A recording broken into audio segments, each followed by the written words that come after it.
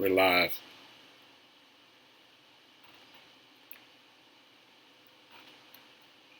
All right.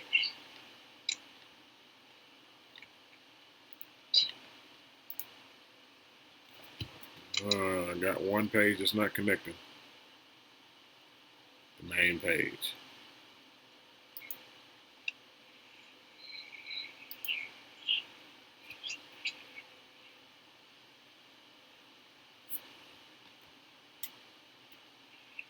Is Derek May coming on?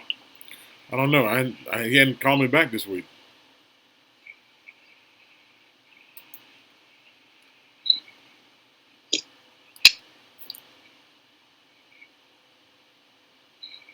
All right, we got them all connected now.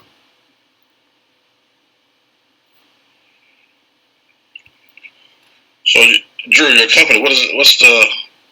What is it and the purpose? Hey. It's just hey, you live now. It's just like a website like that show like kind of like data graphs and stuff, just to On just various topics. Yeah, just information type stuff. Yeah, I went on there looking for some baseball stuff. Didn't see it. Oh no! I got banned from. I can't do that. So not banned, but Met shut you down. Yeah, they said I couldn't post nothing.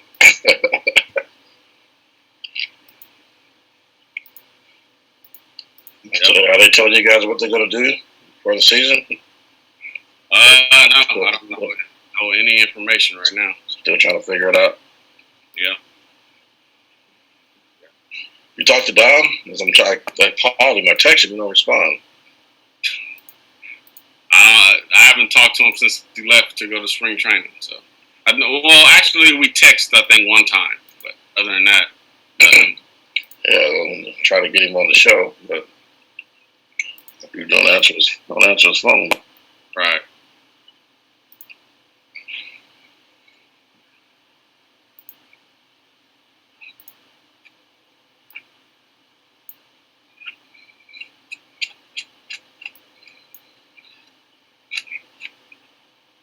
Talk to Johnny. What's Johnny up to? He's I think he's just at home right now. Just same thing everybody else doing. Can't do anything. So. Yep. It's we're talking about Johnny Washington. He's the hitting coach for the Padres. Right. He worked with us at the academy. Gotcha.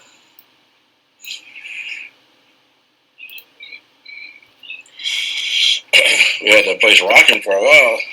Yeah. Girl screwed it up. It actually turned out to be a good thing for y'all because it made y'all go look for other stuff. Right. Yep.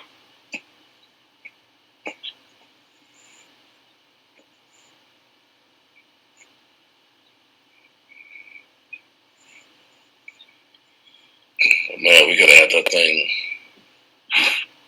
blown up. No, if they didn't let us do those travel teams right away.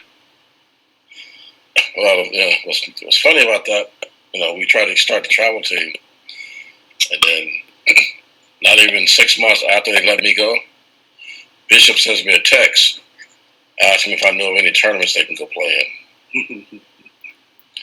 I'm like, dude, you don't have Google? Right. Yeah, I know I'm going to have to edit all this, right? Oh, we're live? I said that 1,000 times. I ain't saying nothing bad. I don't know what we're talking about. Yeah, right. That was the best place I ever worked in my life. Right. No, it was. It was actually fun. It was fun.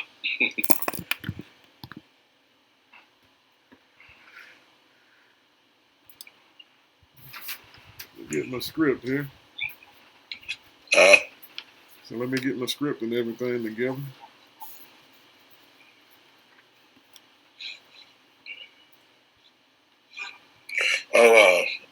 And Elder said he's got some players for you too. Okay. For the summer, and in the fall. I hope we get to do something, man. At this rate, I don't know. Well, it says it's supposed to peak in the next couple of weeks, so see what happens after that. Yeah. I just told y'all to stay out of the grocery store, right, Drew, California? They did? What, today? You hear that? No, I didn't hear it today. I wasn't even looking at news. I barely be. Yeah. In the morning, like, our kids be doing their schoolwork, so I have the phone off. I mean, I have the television off. So. Yeah, they just said try to avoid the grocery store for the next 2 weeks. Oh, man. That's going to be hard. Yeah, I know.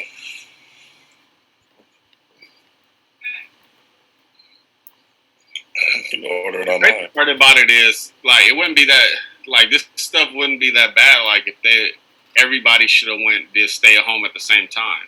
Right. Like, the Georgia governor just talking about, oh, yeah, I didn't, never heard of it before. Right. You know, you He's just making people stay at home like 2 days ago. I'm like, what? Yeah, you know, it could be spread if you don't have symptoms. Like, come on, dude. Right? People have been talking about that for a month.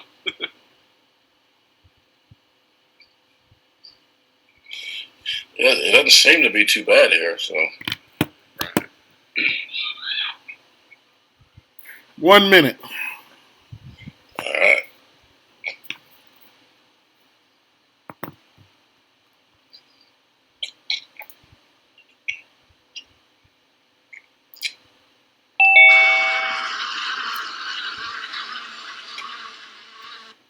Oh, my bad. My little sound device went off.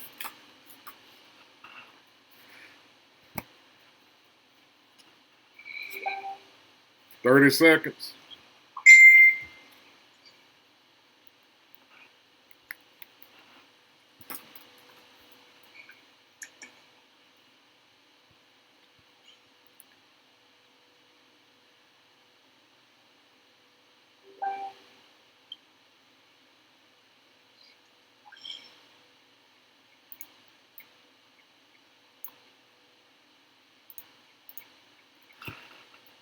All right, guys, we are live.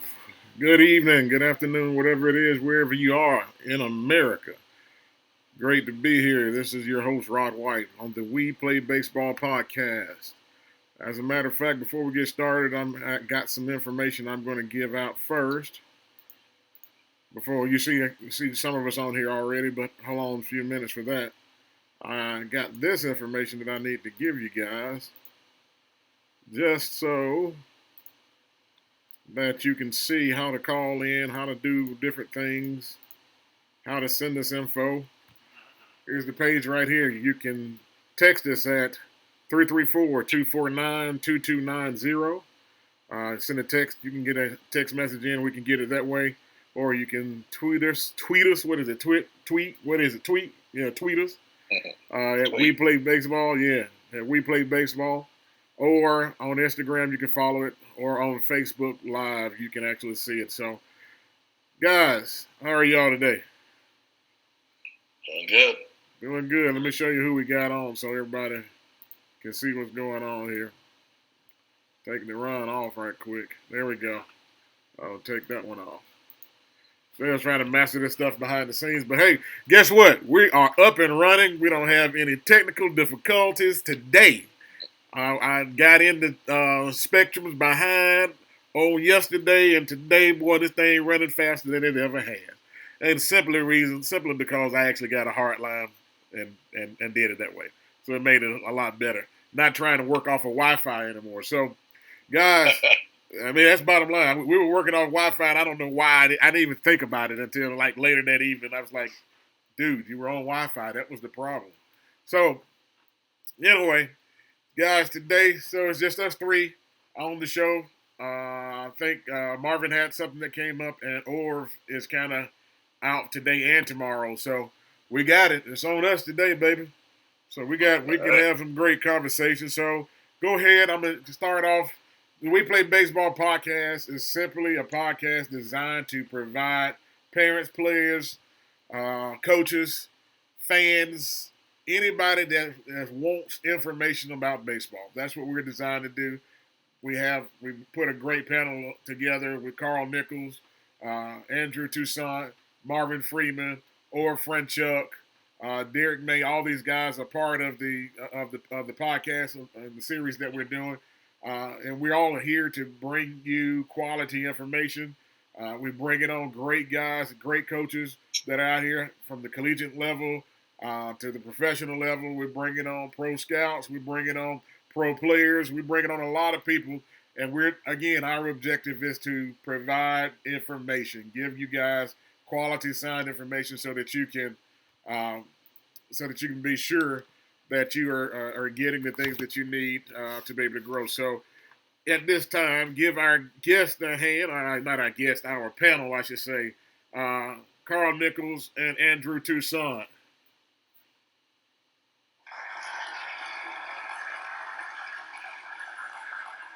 I got sound effects today, baby.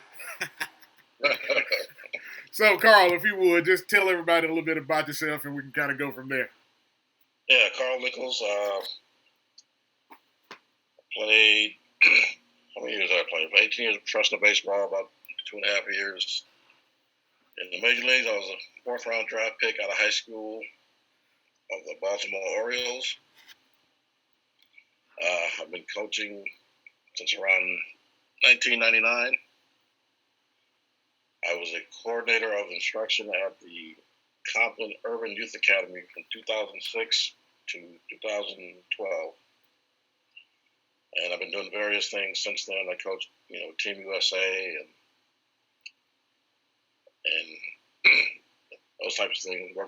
Worked with a few guys who are now currently in college and at the professional rank. So right now, basically, I'm just coaching and giving private lessons and consulting kids, help them get to the next level. Cool. Andrew? Yes, my name is Andrew Toussaint. I'm currently the West Coast scouting supervisor for the New York Mets. Before that, I worked at the Compton Youth Academy with Carl Nichols. Did that for 6 years, from 2006 to 2012. And before that, I was playing professional baseball from 2004 to 2010. I was in the Angels organization, and then I did 2 years in Japan for the Fukuoka SoftBank Hawks. And then other than that, just been scouting and doing a little player development stuff here and there with, through the youth academy. And that's it. That's pretty much it. All right, and I'll go last since I'm the last guy on here. I'm just working behind the scenes, by the way, just managing stuff on this computer. But anyway, Rod White, I am the associate head coach at Texas College. I did some associate scouting work through the Red Sox and through the Phillies. Also, I was an assistant coach at Alabama State from 2009 to 11. I did a little bit of indie ball stuff for several years, and that's where I actually got into coaching. I had the opportunity to coach with guys like Frank Evans, who was my mentor, and he's not deceased now. Ivan Morel, who was in the Braves organization, and he's deceased now. Omar Moreno, all these guys I've had the opportunity to coach with. So I decided a few years ago that we were trying to band together a group of guys like ourselves that were heavily into baseball and kind of formalize what we now call the National Scouting Bureau. There's some things that we'll be talking about in the near future regarding the Scouting Bureau once we have some other things finalized. We thought it would be done today, and some things we're still missing. So as soon as we get those things taken care of, we'll be presenting a great deal of information for parents and players and travel ball programs alike, and become a bigger support mechanism to help support these guys. So that's my background. So, guys, what's on your mind today? We got a while. We thought we'd have everybody in. Unfortunately, we're a little ahead of schedule. I guess what's on your mind so far, Carl? Tell the story that you told today on Facebook. We'll start there. Which one? Oh, two of them. We'll start with the first one. We got time. We got plenty of time today. Everything is working. So I told a story about when I was in rookie ball with Grady Little. So Grady Little was my first manager. Same Grady Little that was the Red Sox manager.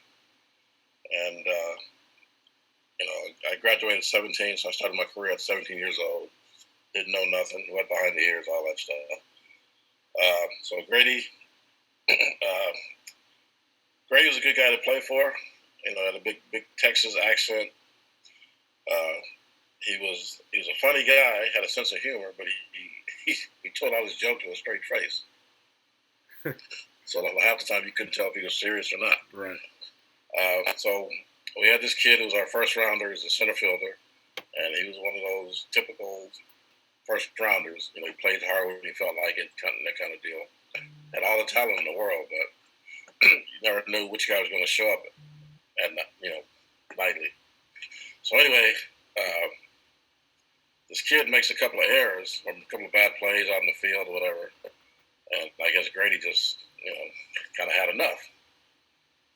So one night when we're getting ready to go on, after a game, getting on the bus to go on a road trip, Grady pulls him up to the front of the bus, in front of everybody, and basically tells him that made him grab his outfielder's glove and told him that on the rest of this road trip, wherever you go, whether it be the hotel lobby, restaurant, wherever, the mall, you better have your glove with you, or it's going to be $100 fine.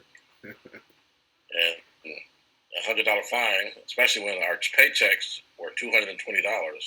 Right. So that was a significant amount of money. So the rest of the road trip, the guy carried his glove around everywhere he went. And he told the rest of the team, if you see him without the glove, let me know. It's going to be a fine. Wow.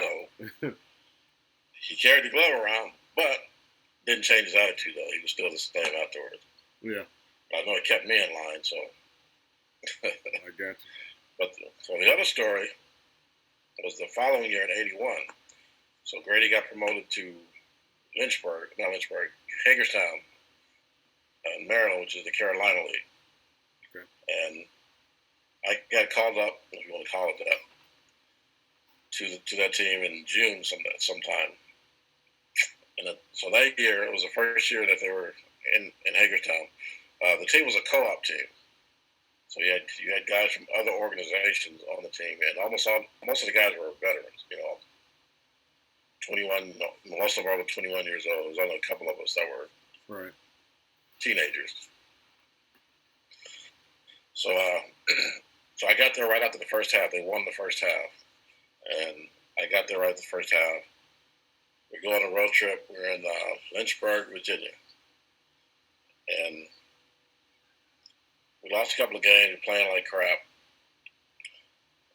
So Grady was always trying to keep the team loose. Again, I'm 18 years old. I'm still naive, wet behind the ears. So after we lose the game in Lynchburg, which was the Mets affiliate, we get back to the hotel that night, and Grady stands up on the bus before we all get off, and with this big Texas drawl, he says, "All right, listen up, you MFers, like dropping F-bombs." Yeah. He says, at 1 o'clock tonight, I'm checking rooms. And if I catch any of you MFers in there, it's $100 fine. Right? So I'm like, I go, get off the bus, I go eat. And then I'm like, what the heck am I going to do until 1 o'clock in the morning? Right? I can't. I never had a drink, never had alcohol in my life. Obviously, I'm not old enough to get into a bar. Which, some of the other guys, they were planning on going to the bar anyway. It was a Friday night. So they were like, this ain't no big deal. They were already planning on going out. So here I am, 18 years old. I'm walking midnight, 1 o'clock in the morning. I'm walking the streets of Lynchburg. Wow. I'm scared to go back to my room. Right. Right. You would think of Lynchburg, Virginia. Yeah, Lynchburg. I got you. And then, we caught it the first time. Right. So I go back to the room, finally at 1 o'clock and get in bed and go to sleep. Now, the crazy part is, it wasn't until years later that I realized or he was just joking. And he just wanted us to loosen up and have some fun. Right. But I took him serious. And I'm like, crap, what am I going to do? I'm literally just walking the street. Right. Up and down the street. Right. Because I don't want to get fined $100 for being in my room. That's crazy.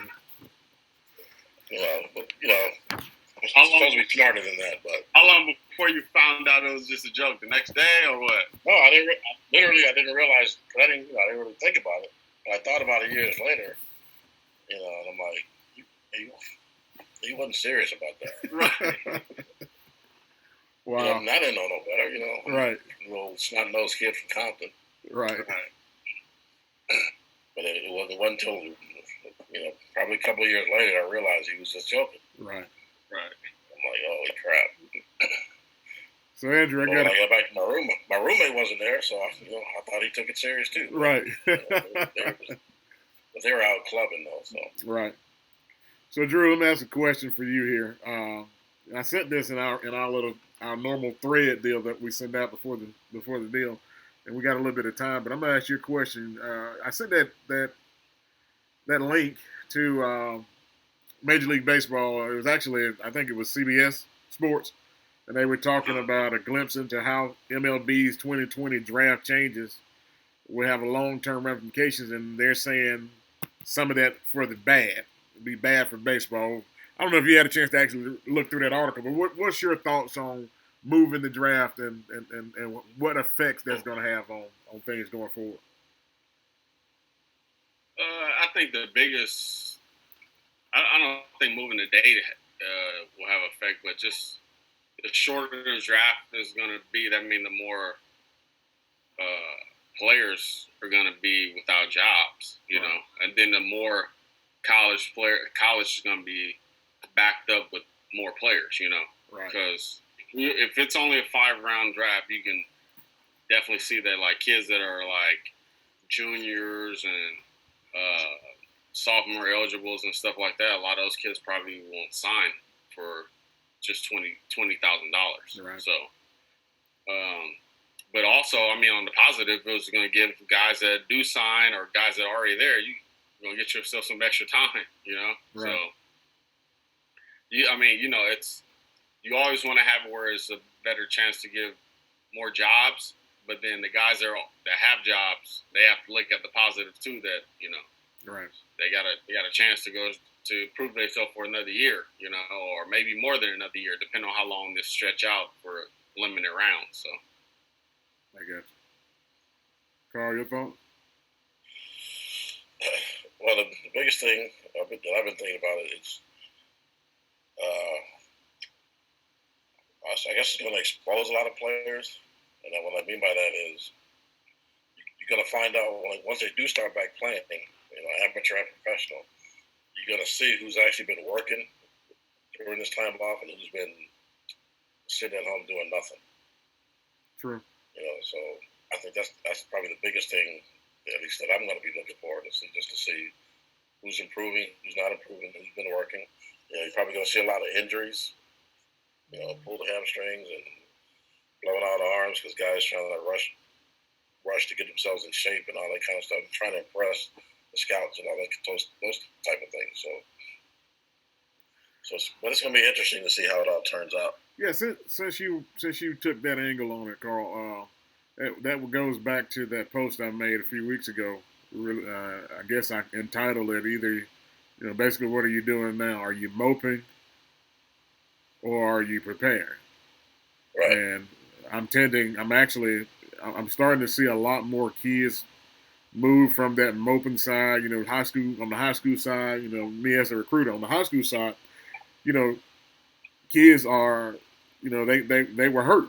We got a lot of seniors that, senior ball players that were looking forward to having great seasons and turn around here and, they've completely, I think here in Alabama, we got approximately 25 days into the season. So and then you also got to remember, it rained like we have never seen rain before. And here we are now in this pandemic. and we hadn't had a drop of rain in forever. The fields are perfect, and it's just the total opposite of what you would be expecting right now. But we had a lot of kids that are behind in playing this year because of that. So I'm wondering how many kids. I wish there was a way that we could actually find, put a number on it. How many kids are actually out here working right now? But you're right, Carl. It's gonna tell here in a little while. As soon as we are able to hit the field again, we're gonna be able to tell who was either sitting around moping or who was sitting around prepared. Because at the end of the day, that baseball don't lie. Right. It's gonna tell. And also, I was thinking, kind of toward what Drew said, I would think that a lot of college seniors who were probably looking to get drafted, it's probably a good opportunity for them, the ones that do end up signing as free agents. But like Drew said, it's not going to be as much competition. Yeah. So if you're a college senior, get into pro ball. If you're one of those guys, and show what you can do. You might. Anything can happen once you get that uniform on. True. And I think that kind of a good segue here, because our guest tonight is Coach Ron Polk, Hall of Fame coach, and I'll go through his bio in a little while. But one of the things he's going to talk about, or what he really wanted to talk about, initially I wanted to bring him on to talk about the book because, like I said before, we use the book religiously. When I did that podcast the other day, I showed the book here. I'm fixing to show it again. And I had probably 20, 30 coaches asking me, hey, Coach, can I get a copy of it? Can you order me one? I told them, yeah, and I don't get with Coach Polk so we can get that done. But we've used that book religiously. And he didn't want to talk about the book. He wants to talk about, what's going on in the NCAA with the rulers and things that are coming down. How it's going to affect those kids that are coming out of high school, coming into somebody just came in. Those kids coming out of high school, trying to get into college. How it's going to affect those college players that were seniors, that have an extra year of eligibility. There's a lot of factors, a lot of things that are going to come into play. And that was one of his main concerns, and wanted to discuss it. So we still have a few minutes before Coach calls in. He's not able to do the video conference tonight, but he's calling in into the conference, and we'll be able to talk to him and ask him questions there, and just hear what he had to say. Because I know he went heavily into talking to me the other night about Cape Cod and how it's being affected. They were already talking about cutting down on some of the teams. And, Major League Baseball had also talked about cutting down on some of the minor league programs. And so he wants to kind of come in and talk. Hey, guys, how y'all doing? Thank you guys for joining us. Jerry, I see you guys. Daniel, Brian, Renee, good. Thank you guys for joining us. But that's what he wants to talk about tonight. So I felt like it's good information. It's going to be good information because, he's hearing it right from the American Baseball Coaches Association, has him being the former president and sitting on that council. And as these guys are meeting with the NCAA, I mean, there's a lot of information that he has to put out. So that's bottom line on that. So, but anything else, Andrew? Anything else you want to hit on that subject before we move along? No, that's it. Just like Carl said, this would be an opportunity for some guys.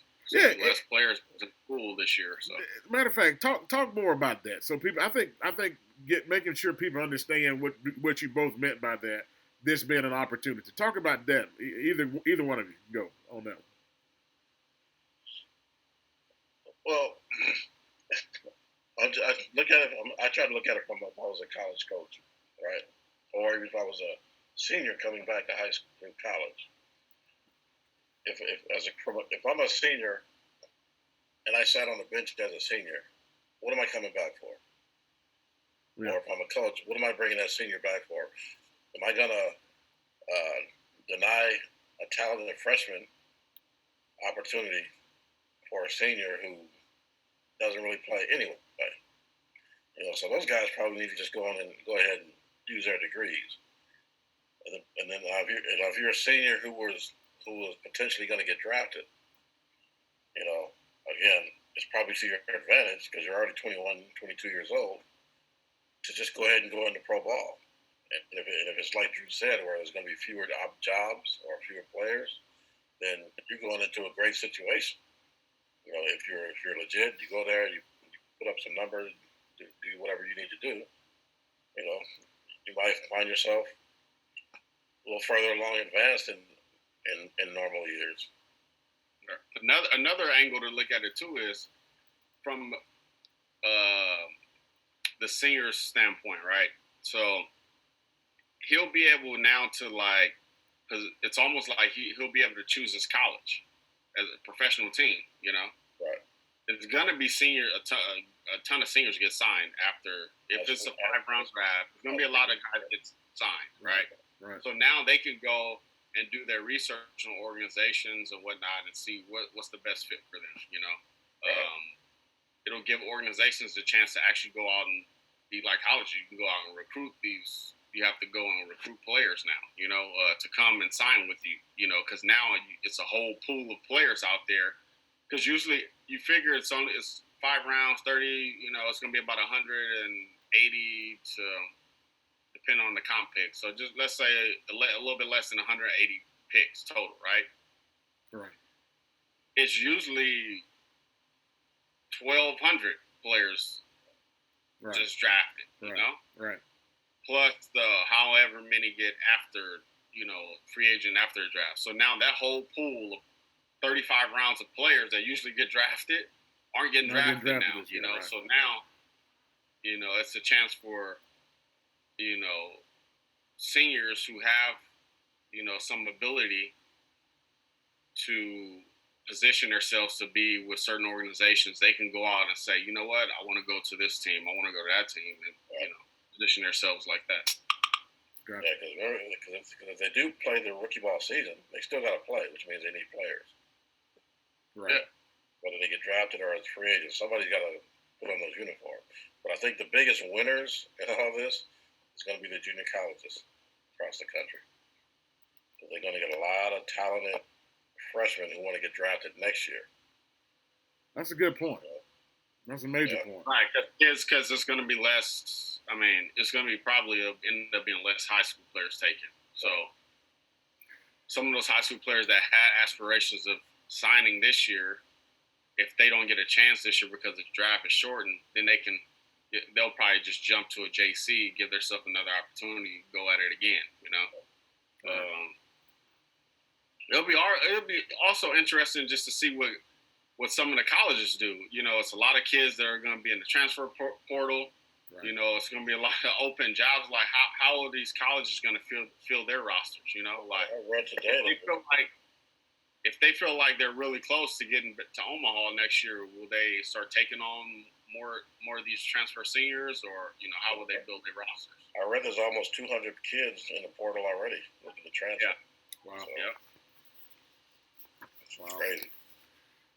Sandra Simpkins says, I miss baseball, not just the pros, but college games, high school, youth, rec. I have always loved baseball, and it's not letting me see the rest. But, hey, Sandra, thank you for commenting. Coach Vasquez is actually watching it, too, as well. Thank you for joining us, Coach. So at this time, guys, we're going to go ahead and get ready to start making this transition.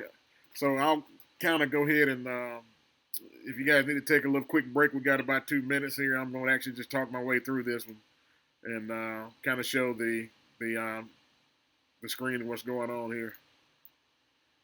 So our first guest to kick off the We Play Baseball, I think he's coming on right now. Matter of fact, hold on. Let me bring him in. Coach Pope,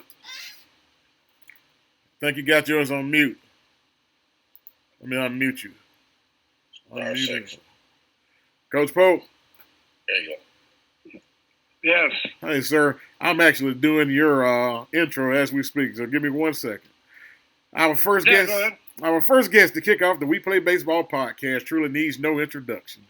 He served at the helm of the Mississippi State University baseball program for 29 years as head coach. He's the winningest coach in the history of the Southeastern Conference and ranks 9th all-time in the NCAA Division I career head coach victories concluding his 35-year career as a head coach with a record of 1,373 wins, 700 losses, 2 ties. That is a 662 career win percentage, gentlemen. With a total of 8 College World Series appearances, 5 SEC championships, and 23 regional appearances. He is one of only 3 coaches in college baseball history to take 3 different programs to the College World Series. Served 7 tours as a member of the coaching staff for the USA National Baseball Team, twice serving as head coach. 2 of those teams he coached represented the United States in the Olympics. He was inducted into the American Baseball Coaches Hall of Fame in 1995 and awarded the Lefty Gomez Award right after in 98. A 3-time National Coach of the Year, he was inducted into the National College Hall of Fame in 2009. He currently is a volunteer assistant coach at UAB, and also coaches in the Cape Cod League. He's also impacted the college baseball world through his literary works, authoring the Baseball Playbook, the nation's leading textbook for baseball, and is featured in the book 6 Psychological Factors for Success. America's more successful coaches reveal the path to competitive excellence. Welcome to the We Play Baseball Podcast, the legendary Coach Ron Polk. Coach, how are you, sir? Great to be with you, Rod. Coach, we are on the line that we have here today as part of the panel is Andrew Toussaint, who is the West Coast supervisor for the Mets out in California, and Carl Nichols. Marvin was unable to come on today, or they had some things that popped up on them, but we still have a wonderful panel. Now, Coach, let me ask you a question, or let me just kind of start it this way. I just gave your whole history, Coach. What do you have to say to the world? Baseball world, we got a lot of issues right now in regard to summer baseball, if we're going to have it or not. Hopefully that's going to happen. We have 26 summer leagues going around the country, and we've already lost 2 of them, and we just hope we don't lose any more, because this is the opportunity for these kids in college to continue playing since they had their season cut short. But that's one issue, but we have other issues. We're just all waiting to hear what rounds are going to be held in the pro draft, whether it be 5 or 10 or 20 or 40, and when it's going to be held, because the college coaches of America have to deal with roster situations with the graduating seniors being allowed to come back, and sometimes they think some draft-eligible juniors will be signing contracts, but if it's only 5 or 10 rounds, they'll be back, and all kinds of issues with incoming players on national letters of intent when the roster needs to be expanded, and there's issue after issue after issue, and people are trying to deal with it as best they can, but there's still a lot of questions in a lot of people's mind as what's going to happen. So, Coach, I know, and we talked about that the other night. What's the biggest concern right now? I know we talked about Cape Cod and some of the issues that you guys were facing. I know you talked about possibly losing two of the leagues. What's causing that side of it? I mean, because that was prior to, I'm assuming that was prior to the pandemic. What's causing, what helped cause those factors that played into that?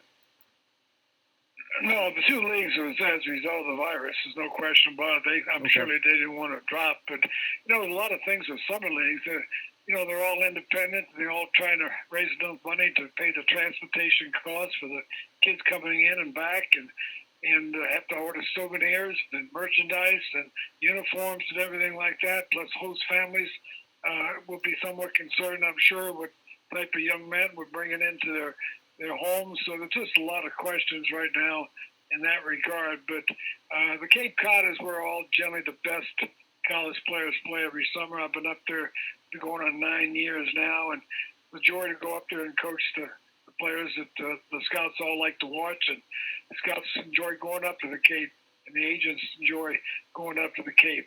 But the other summer leagues are just as important. They also have draft choices. They have kids that just want to play baseball in the summer, wooden bat leagues, and Major League Baseball funds some of these leagues. We appreciate that, but there's just a lot of loss right now in high school and junior college and baseball and regular, NCAA, NAIA, junior college, everything, because the unknown is when's this thing going to end, and when we can make some decisions in regard to rosters for junior colleges and colleges and even the Cape Cod League, we have the roster decisions we have to make as quick as possible. So that's pretty much where we're at right now. Gotcha, Coach. Andrew, turn it over. Unmute you there. Questions for Coach, guys? Pardon? Oh, I'm talking to the rest I didn't of the hear crew. his. I didn't hear his question. Yeah, they're getting ready to ask now. Pardon? I said they're getting ready to ask the questions now. Oh, okay, Yeah. go. Okay. Yeah, so I'm working with a few kids. This is Carl Nichols. I'm working with a couple of college kids right now. What kind of advice would you give them, for as far as staying prepared and what they should do? From your perspective, what should a college senior be looking to do? Well, the college senior has been given the opportunity to go back for another year of eligibility, and in many cases with the scholarship intact, as long as that school can afford it. That's a big problem right now. A lot of mid-majors, they love to have these guys back, but at the same time, they may not be able to provide them with the scholarship that they originally have. But I think it's a good move by the NCAA. They don't make a lot of good moves, but this is one of them, allowing the seniors in all spring sports to come back. And, basketball was forcing the issue to allow their basketball men and women players to come back too, but they had already played their whole season. Most of the college kids only played 12 to 16 games before they got cut short. And, of course, we lost the College World Series. Baseball is the second largest producer of revenue for the NCAA championship, so that's a big loss also to the NCAA. And people say, well, who's number one? Well, men's basketball is number one because of the venues they play in and the TV contracts. They don't get a dime from football. The NCAA goes to the conferences, the bowls, the individual schools. But I'd say to the boys who are right now in limbo right now, hopefully they're taking online classes. I know ours are at UAB, and I'm hoping they're all doing the very best they can. They got to keep their eligibility intact and keep their grades up. And I tell them that, any type of workout program that they've gotten from their coaches or the strength and conditioning program director, they need to continue to do that.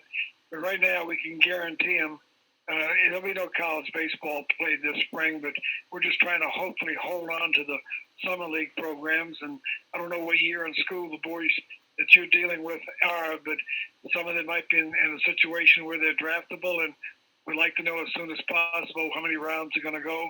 If it's only 5 rounds, that's only 150 young men can start their pro career, but we don't even know if minor league baseball is going to happen. So I think everything's on hold to see when this virus lifts, get Major League Baseball ready to go, get the minor leagues ready to go, make the draft, make it happen, and then from that point in time, us in the Cape Cod League and all over the summer, we'll know exactly how many players we're going to have access to. Right. Okay. This is Andrew Tucson. I have a question about, I see a lot of, people talking about, giving the players an extra year and making the roster sizes bigger. And then other conversations also talking about, paying the fourth coach, the volunteer system, because camps might not be open. But I see a big issue with that, with just how many schools can afford to pay these kids, can afford to pay more kids, have more kids on scholarship, and also how can they afford to pay a fourth assistant coach in this time? Can you speak on that? Well, all the NCAA schools are kind of in tough shape right now. The NCAA is in tough shape. I mean, just the amount of money that they've already lost. But baseball was the only sport that had a roster restriction. I was kind of the lead attack dog on the NCAA 12 years ago when I was at Mississippi State, because baseball has, unfortunately, even though we're the national pastime, 7 sanctions against our kids, our schools, and our programs and our coaches that no other sport recognizes. And that's not good. I don't mind rules, but we were a targeted sport of the NCAA, and unfortunately, roster restriction was one of them. Everyone thinks every sport has a roster restriction. They have a scholarship restriction, but they all can have as many kids out as they want. And so that's a big issue. The other question in regard to a fourth assistant, I think that's important. Baseball has the largest ratio largest ratio of coach per player ratio by far, not anywhere close. So baseball has always been seen by the NCAA as something they could push over. It's unfortunate, but we're dealing with it, and we have to deal with it in a very positive manner. But I'm not a fan of the NCAA at all for what they've done to our kids, our coaches, our program.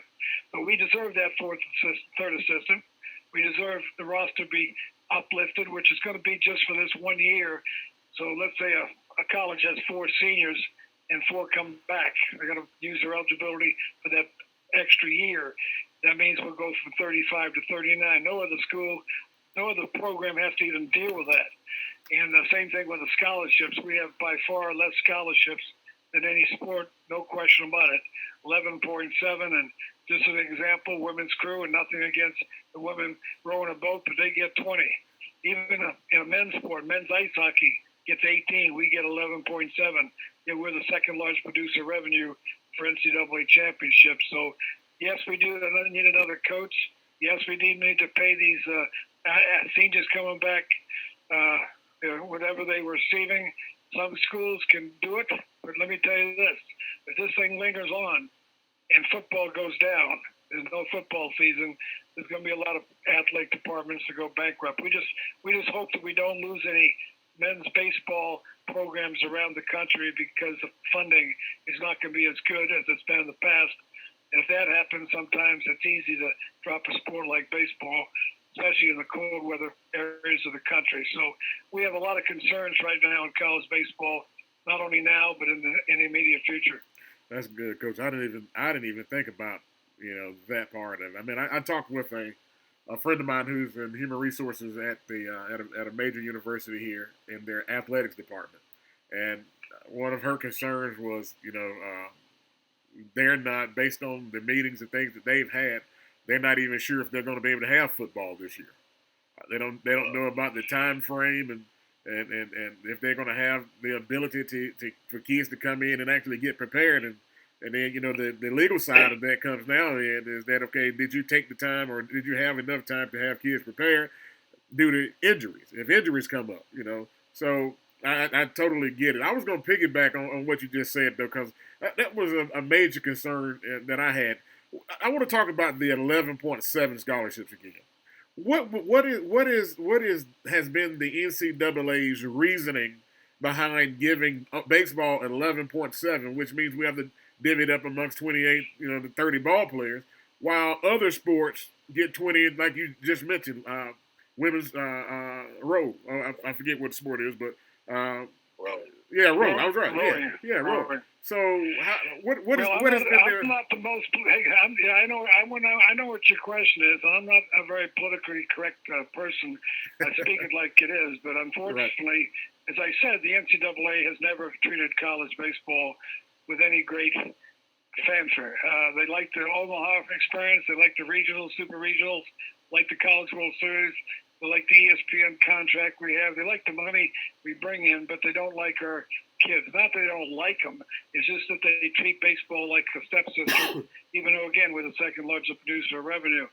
A lot of it's because, we're boys, and they're pretty much a Title IX organization. I think Title IX is the greatest thing that ever happened. Girls deserve every opportunity to have the same thing as boys do all over the country. I just kept asking the NCAA, where's Title 10 for college baseball? College baseball. And they can't give me an answer.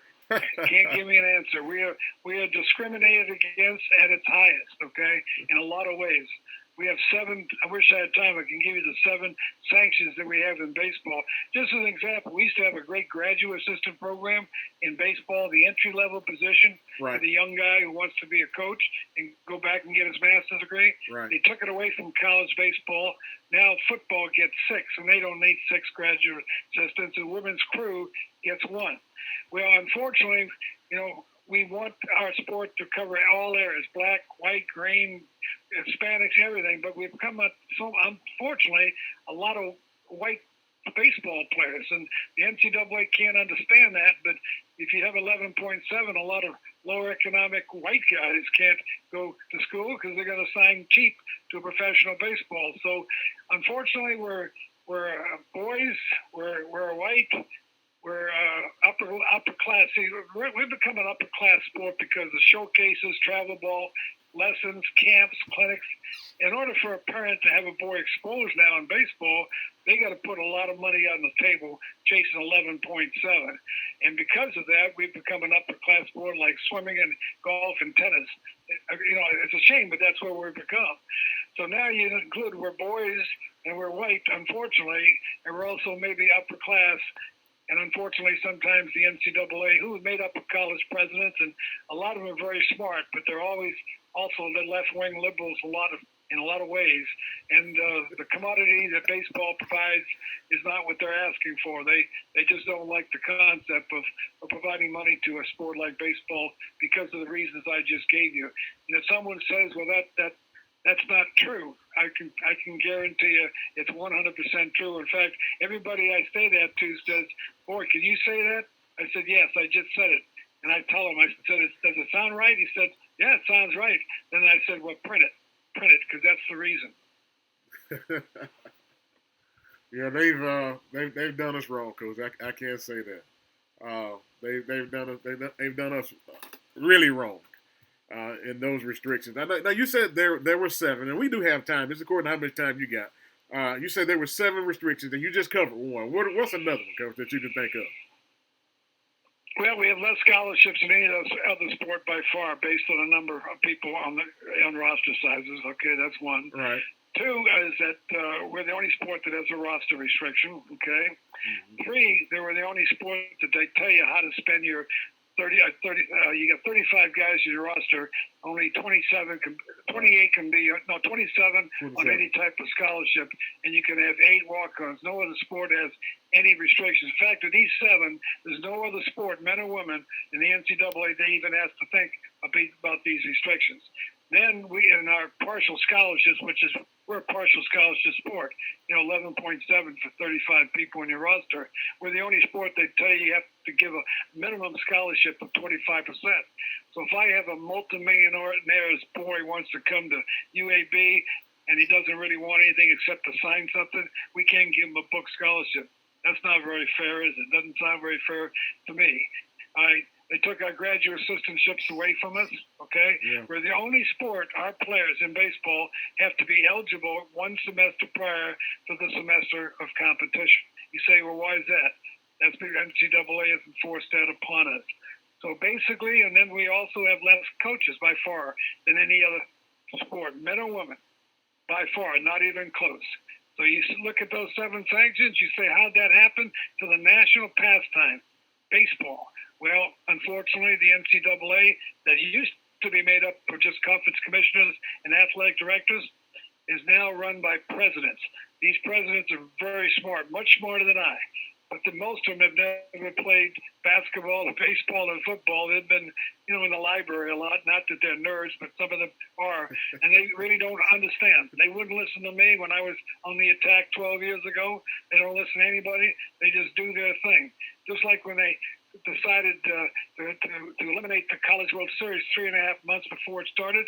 They've been proven right now because the virus is still lingering on. But then why couldn't they just say, hey, we're looking at that possibility? When they said that cost everybody in college baseball at least that weekend of games that we were about to play. Right. Huh. What's that? Guys, you got anything else? Any other questions, Coach? Yeah, well, how do you think this is going to affect the subsequent classes of high school players? Well, unfortunately, I do a lot of banquets. I did 41 last year, high school and junior college, and colleges all over the Southeast that don't charge anybody anything to speak. I've never taken a fee, no gas, nothing. And so I'm around these high school coaches a lot. And unfortunately, in college baseball, they're trying to up each other and trying to get a commitment from kids who are just JV baseball players in 8th grade, 9th grade with these handshakes, making those kids think that they're obligated to come to their school. But here's what happened with those handshakes now. Your seniors come back on eligibility. Draft eligible guys return because only so many are going to be drafted in the top 5 or 10 rounds. All the underclassmen who were freshmen are freshmen again. sophomores again, juniors again. And then you have incoming class of high school and junior college players into your program. You're going to have to explode the locker room because there's not enough chairs or lockers in the locker room. And a lot of these high school and junior college players opted to sign to a certain school knowing what they have coming back at the position that they're playing, thinking that they can be a shortstop next year, let's say Mississippi State, where I spent 29 years, because the junior shortstop is going to be a high draft pick. The backup shortstop is a senior. Well, the draft pick decides to come back to school because he's not drafted in the top 5 or 10 rounds. The senior comes back, so both shortstops come back, and this high school kid who signed with Mississippi State as a shortstop now says to mom and dad, that may not have been a good decision. I wanted to go Mississippi State. I love everything about it, but I'm not going to play for a year or maybe 2. So they're going to have to get opted out of the national letter of 10. And now the National Junior College Athletic Association is giving the junior college players another year back. You can imagine what the roster size of the junior college baseball programs will become. Right. So these are good things to happen. Let these kids have that season back, but it does make it real difficult on roster size. Not only now, this will be going backwards for about 3 or 4 years before it all settles down again. Wow. Just a slight change of subject. You did hit on this a minute ago, Coach. Travel ball. What's your take on the new model that that amateur baseball has become outside of high school? Well, all I know, I go down to the Dominican Republic every year, 12 years with Score International. And it's an enlightening experience to see a country of 11 million people dominating right now Major League Baseball. Going to a town this past year, Bonnie, and it had 67,000 people in this town, and they have 93 players from Bonnie in professional baseball. And it's just amazing. Like if they spoke English down there, they'd be all over the colleges in America, but they don't. They don't teach English in Dominican. These kids are really good players for a lot of reasons. One is the fact they don't go to school as many hours as we do in the States because there's very little air conditioning in the schools. And 2, baseball is a national pastime down there big time, and they're on the fields without uniforms, sharing gloves, very poor facilities, no leagues, no travel ball, no performance trophies, no rings, no plaques, nothing. Right. They're doing it because they enjoy the game, and it's an opportunity for them to hopefully get off the island. They love their island, but the average wage is $6.50, and most of that is cutting sugar cane with a machete. So they don't have travel ball, but travel ball, if it's done with great expertise, with guys coaching who know what they're doing, they're playing it not to win, but to have the ability to enjoy the game and teach them. In travel ball, oftentimes it looks like they just play games. They don't do a lot of have practice sessions. Some of it's because the kids are coming from great distance away. I can understand it. When I'm doing a camp somewhere, let's say in the summertime, I did a lot of camps before I went to the Cape every summer. You have 5 or 6 year olds have to leave camp early because they're going with their travel team somewhere down the road. And I just don't know. But I know our kids now, if we didn't do that, they wouldn't be like Dominicans. The Dominicans don't have very good housing, and very few air conditioners, very little electricity. They don't have cell phones down there. They do, but the kids don't have access to them. They don't have cell towers. So they don't have computers. They don't have PlayStations. They don't have video games. They have a house with no electricity, a very small house. It's a very, very poor country, unfortunately. So they go outside all the time. All the time. That's all they do. That's why they don't have any injuries with their arm. They're throwing every day. They're loose. They don't have Tommy John down in the Dominican Republic until those kids sign, go back to the States, and the first person they meet is the strength and conditioning coach who says they're going to beef you up and we're going to tighten all your muscles in the upper body. That's when they break down. So I'm a very good expert on Dominican Republic, and travel ball has some good pockets of it. I think you have to have something now. Otherwise, kids would not do what I did when I was young. Just go out and join up with kids in the neighborhood, choose up sides, and play. That's not going to go. That's not going to happen anymore. Why? because the kids like the uniform, they like the league, they like the concept of traveling, they like the fact that they have a chance to, win a championship, and everything is now, win at all costs, and a lot of it happens because mom and dad have demanded that their kids be on travel ball teams. Yeah, that's exactly what we see. Well, matter of fact, we did our little soft launch last week, last Saturday, wasn't it, guys? And that was actually part of the subject matter. We were talking about the number of injuries and things that we're seeing in ball players, and a lot of it, arm injuries in particular. We all basically agreed that it is coming down to kids not throwing enough at all. And that's been a major issue. Big in weightlifting, there's no question. There's good weightlifting and bad weightlifting. If I was a head coach again, I'd never allow any pitcher in the weight room unless he's working from the waist on down. Get the core strong and the legs. But you start tightening up the shoulder and elbow. And again, another thing, 20 years ago, we didn't have many guys in college baseball throwing over 90. Now, everybody throws over 90 that's any good, 94, 96. And so that's a lot of strain in the arm. And also a lot of pitchers trying to throw the breaking ball and making it bite a little more. That's kind of a bad turn of the elbow. But there's a lot of reasons for it. But I know when I was with the USA, we'd be playing Japan somewhere, and we face a pitcher from Japan. He throws 9 innings, and we play him the next night. And he's in the bullpen, and he's going to be the closer the next day. And they throw all the time, all the time. Right. Well, Coach, let me give you the final floor here. Here's what I want. This is what I want to do, Coach. I want you to, the first time that I actually had the opportunity to sit and listen to you, you told a couple of jokes. And one of those jokes, was a situation that you had with an umpire, and it had something to do about him being able to see. Can you elaborate on that one for us? At these banquets I do around the Southeast, I have a lot of kids and parents and coaches, and I deal with distractions. I talk to them, but I want to make sure the kids laugh first, and so I go over a lot of stories, and some of them are umpire stories, and I think that's where you get kids' attention. You get them laughing, and you bang them with a story about distractions, social media, right, and all the things they have. And I talk about the Dominican Republic. That's why they're so good. Right. That's why right now it's 22% of all the guys in pro ball are Dominicans, and it's going to go up about 2% every year, right, which is fine. But the thing is, it's still America's game, okay? But I'm not sure which joke you're applying. I don't know if it's the one where I was talking to an umpire at Arkansas about his balls and strikes. He's really hurting my ball club. He was all over the place, and he was trying to do a good job, but the strike zone was non-existent for us. And then, everybody wants some consistency from inning 1 to inning 9, but he was not consistent. So I went out in front of a big crowd at Arkansas, and he throws me out of the game. And I said to him, now, this was a big game. We were number 1 in the country at the time. I think Arkansas was 4.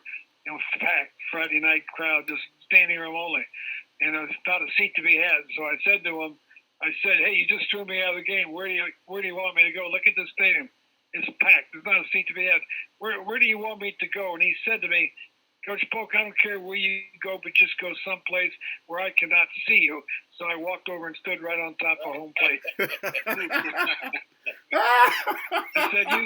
I said, you haven't seen this thing here all night. Oh, God. That was a good one, Coach. Coach, I really, really appreciate you, Coach. I know we said we weren't going to do this, Coach, but just do this last thing for me. Tell everybody about the book. I think this is I personally call it the baseball Bible myself. I didn't come on to sell books. I know, but I'm on Twitter. Although I don't know how to get on Twitter, I got 2 of my former players at UAB, bright guys. They handle different accounts, and so I'm on Twitter. If you just hit Twitter and go Ron Polk, they have music and videos and everything else about me doing some banquet stuff, and it's really well done. I got 17,000 followers. I don't even know how to get on Twitter. I'm not a social media guy. But my first year at Georgia Southern as a head coach, 1972, I was by myself. I had a couple of volunteers, but I always felt like I'd these kids go to class and they have a textbook, in English and Right. geography. And I said, why don't I make a textbook? Well, I didn't have time to do it because what I was doing, I was taking the drills and the bunt defenses, and I'd type them up, and with a ruler, I'd make the baselines and everything, and I'd have to go to a copy machine. Then you run one copy, it takes a half hour, Right. and a mimeograph, and I'm passing them out to kids. I said, read this for tomorrow. This is what we're going to do. This is what the pickoff plays. Second base is going to be the 5 pickoff plays, and pass it out and read it. And I got to thinking in my 4 years at Georgia Southern, if I ever got time, there's a lot of books out on catching and pitching and hitting, but I'd like to do a book that starts from the first meeting all the way to how to train a first base coach, a third base coach, and how to do everything. And Right. so I got to I went from there to the University of Miami, and then I went to Mississippi State, and I spent 2 hours a day for 2 years writing this baseball playbook.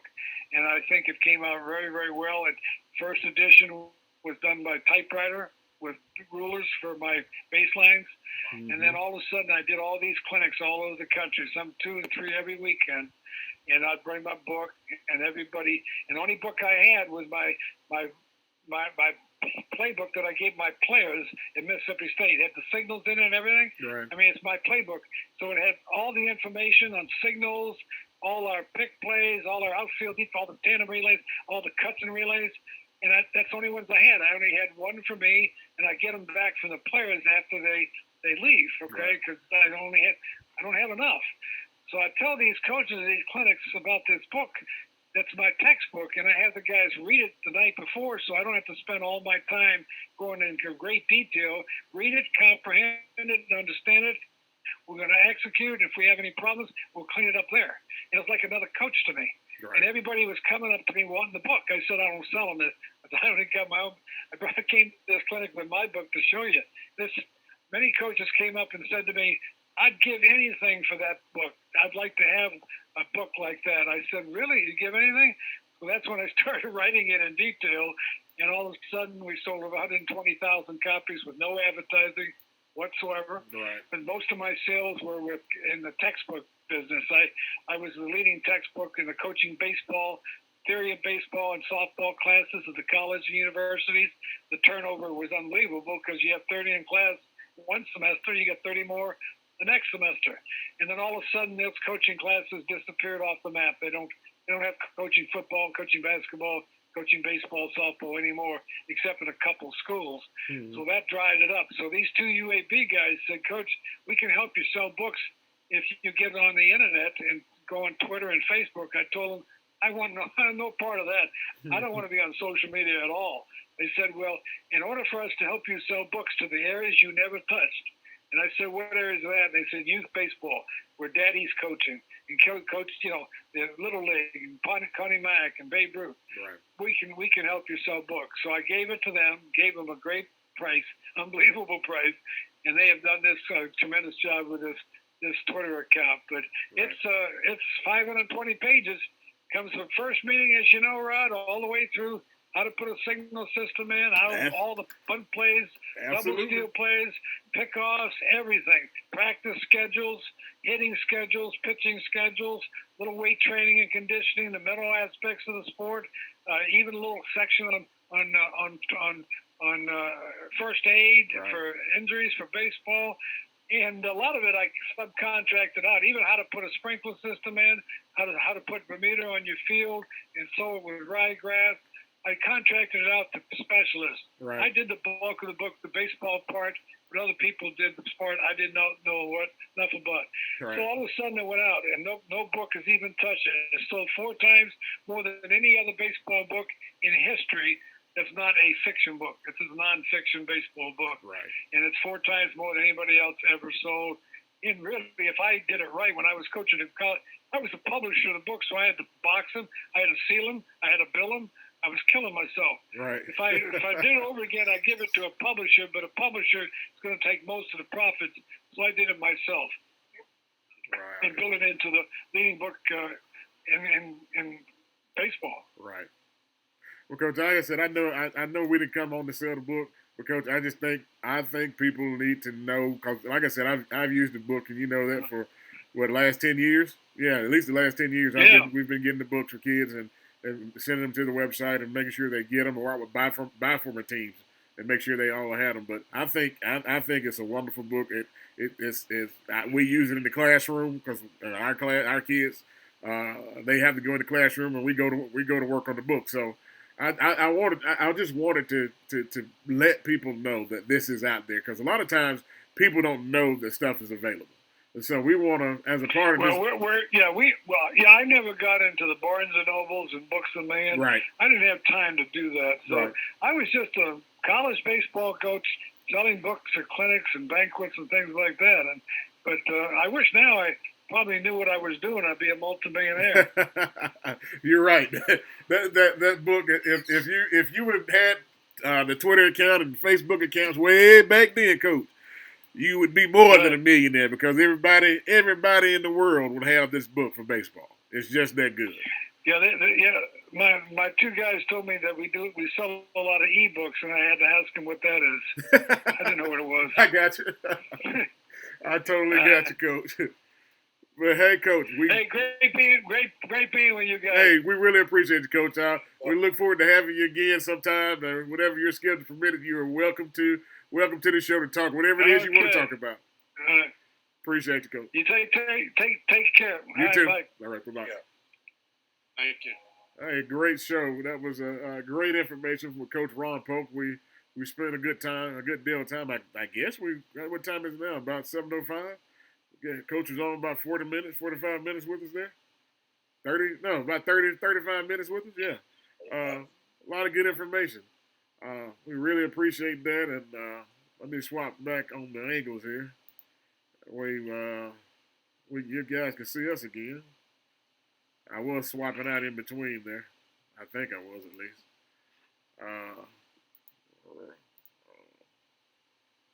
Screen capture. There we are.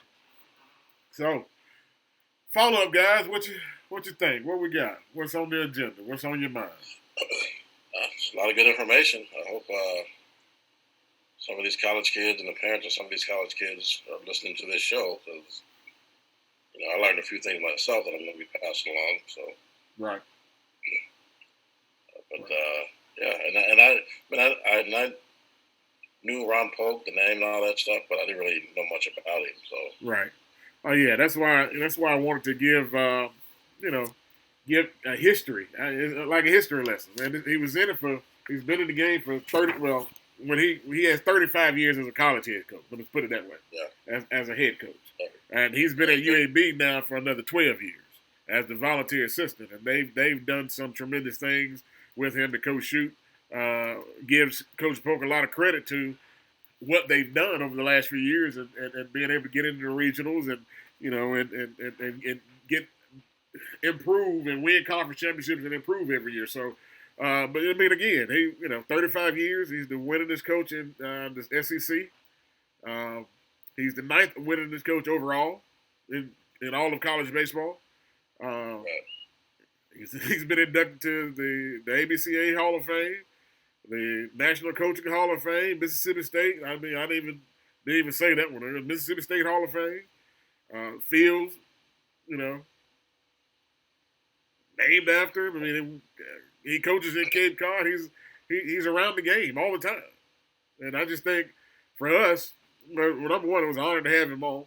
Two, I've known him for a great deal of time. Like I said before, I order the books, and we order those books religiously for the players. Just as a study guide, man.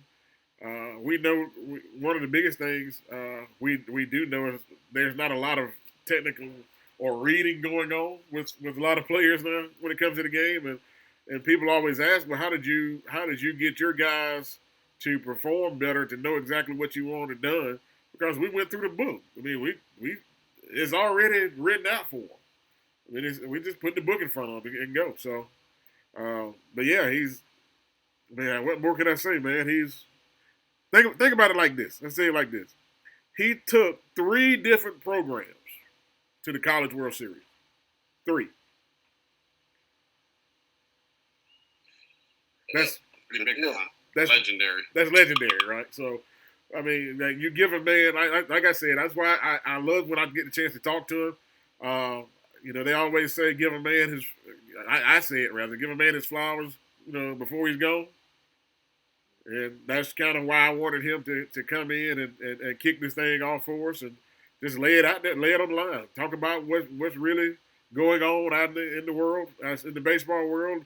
How did we get to this point? And he did a great job of covering that information. I mean, all those 7 deals, and understand. I already knew about the 11.7 deal, but I never put it in the perspective that a road team, a crew, has more scholarships.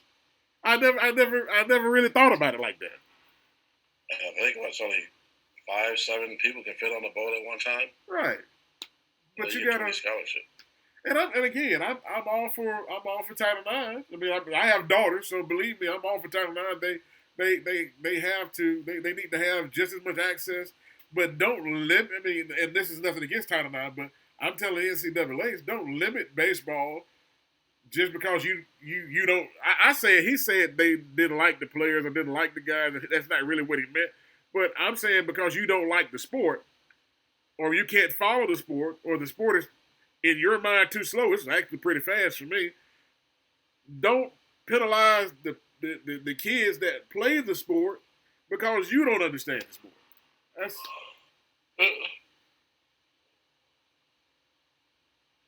So that's just that's my take on it. Anything else, guys, that we need to cover? Anything else you want to say about Coach? And then I'll move on to tomorrow and talk about what we got going for tomorrow. Oh, good stuff. Yeah, good information. So, yep. Tomorrow we have nationally renowned hitting coach, mental coach, Steve Springer is coming on. We're gonna all us hit guys on here. We're gonna have a good time tomorrow talking hitting and the mental approach and how we can how kids should in this off time, this time now, the things they can be doing and should be doing. And Steve Springer's coming on to talk the mental side of that. So, tomorrow at 6:00 p.m., I'll have Steve come in a little earlier. That'll give us, instead of that 6:30 time frame, we'll probably have him come in around 6:15. That way we can go right into it and just have a great day of talking hitting baseball, baby.